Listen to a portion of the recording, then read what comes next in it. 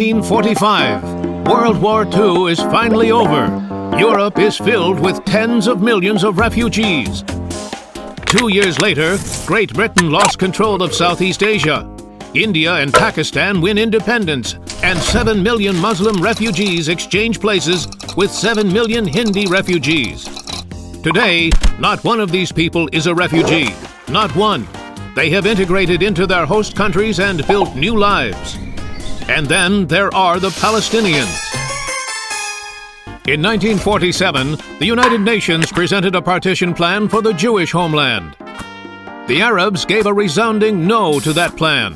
They rejected a state for themselves if it meant also giving a state to the Jews. 6 Arab states attacked the fledgling Jewish state, which was small but plucky and determined to survive. In the meantime, many of the Arab inhabitants left their homes because of the war and the promise by Arab leaders that the Jews would be defeated quickly. They planned to return when they won the war and the Jews had been thrown into the sea. To their great surprise, they lost. Several 100,000 Arabs had become refugees.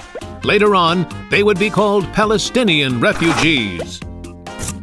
On the other hand, at about the same time, 850,000 Jews were forced out of their homes all over the Middle East. They had lived in the Arab world for thousands of years, but when the Arabs were defeated and the State of Israel was established, it was too much for the Arab regimes, and they showed their Jews the door.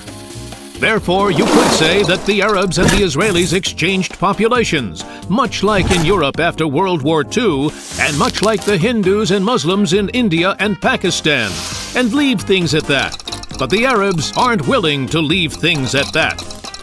If they had, the Arab states would have done what Israel did a long time ago with the Jews from Arab states: integrate the Palestinians into their society and provide them with citizenship. Wow, what a not revolutionary idea! So why weren't they given citizenship or any other rights? The Palestinians were deliberately kept as refugees so that they could be used as a weapon in the war against Israel.